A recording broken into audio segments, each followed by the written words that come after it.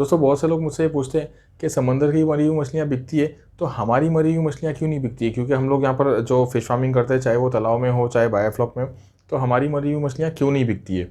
बहुत से लोग जो नए नए इस फ़िश फार्मिंग के बिज़नेस में आते हैं ना, तो वो लोग क्या सोचते हैं कि मछलियाँ मरी तो मर गई, क्या टेंशन लेने का।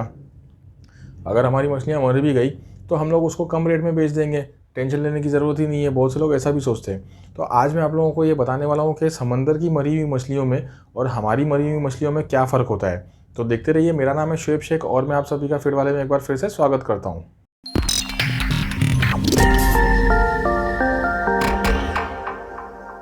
हमारे फार्म की मछलियाँ जब मरती है ना, तो मरने के बाद सबसे पहले वो नीचे जाती है। नीचे जाके वो 2 से 3 दिन सड़ती है। इन 2 से 3 दिनों में बहुत से कीड़े होते हैं, बहुत से मकोड़े होते हैं, बहुत सी दूसरी मछलियाँ भी होती है जो उसके ऊपर मुँह मारती है, उसकी बॉडी को ख़राब करती है।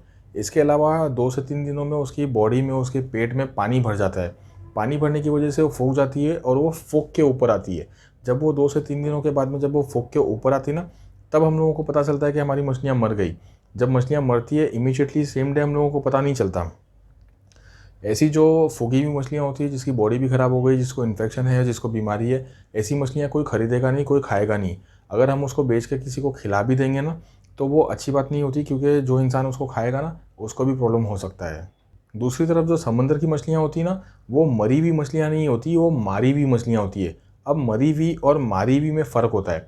जब समंदर में मछलियाँ पकड़ी जाती है ना, तो वो मछली उस वक़्त ज़िंदा होती है। ज़िंदा मछलियों को पकड़ के उसको डायरेक्ट बर्फ़ में यानी कि आइस में रख दिया जाता है। जब वो मछलियों को आइस में रखा जाता है ना, तो वहाँ से लेके बिकने तक के वो बिल्कुल फ्रेश होती है।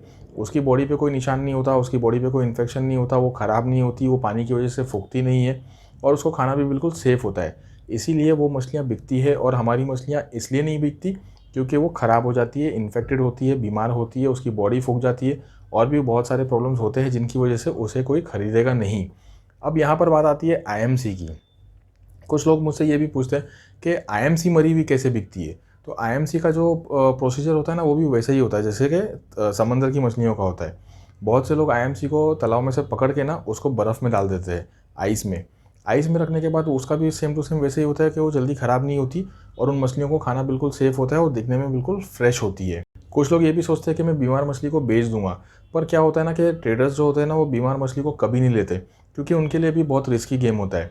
जब बीमार मछली को आपके फार्म से कहीं से वो लोग पिकअप करेंगे और उसको दूसरे फार्म तक ले जाना है, वो उसके दूसरे पानी में डालना है, उसकी कंडीशन बराबर नहीं है मछलियों की, तो ऐसे में क्या होता है कि रास्ते में मोर्टेलिटी हो जाती है या फिर मछलियाँ दूसरे फार्म पे जाके मर जाती है। तो ऐसे में उनका नाम भी ख़राब हो जाता है और उनके पैसों का भी नुकसान हो जाता है। इसलिए जो ट्रेडर्स होते हैं ना, वो ऐसी बीमार मछलियों को नहीं खरीदते। पर कुछ ट्रेडर्स ऐसे होते हैं, कुछ ट्रेडर्स और कुछ फार्म वाले भी ऐसे होते हैं जो ऐसी बीमार मछलियाँ खरीद लेते हैं। पर ये जो ट्रेडर्स और जो फार्म वाले ऐसे होते हैं ना, जो बीमार मछलियों को खरीदते हैं, ये मार्केट रेट में या रेट टू रेट नहीं खरीदते। ये हमेशा आधे रेट में या उससे भी कम में खरीदने की कोशिश करते हैं। और अगर आप आधे रेट में या उससे भी कम में अगर बेचोगे, तो आपका मतलब बहुत लॉस हो जाएगा। लेकिन वो लोग ऐसा क्यों करते हैं? क्योंकि वो लोग क्या करते हैं कि मौके का फ़ायदा उठाते हैं और रिस्की गेम होता है ये, वो लोग रिस्क उठा लेते हैं। रिस्क उठाने के बाद वो लोग अपने फार्म पर ले जाके उस मछली का ट्रीटमेंट करते हैं। जितनी मछलियाँ बच गई वो उनका फ़ायदा हो जाता है और उस मछली को बड़ा करके फिर वो लोग जो प्रॉफ़िट होना है उस पूरे प्रॉफ़िट में बेचते हैं। लेकिन यहाँ पर क्या होता है कि हम लोगों की मजबूरी का फ़ायदा उठाया जाता है। इसलिए कभी भी ये ध्यान रखना चाहिए कि मछलियों को बीमार करने से पहले उसे ट्रीटमेंट करो, ताकि कोई हमारा फ़ायदा ना उठा सके। Thank you.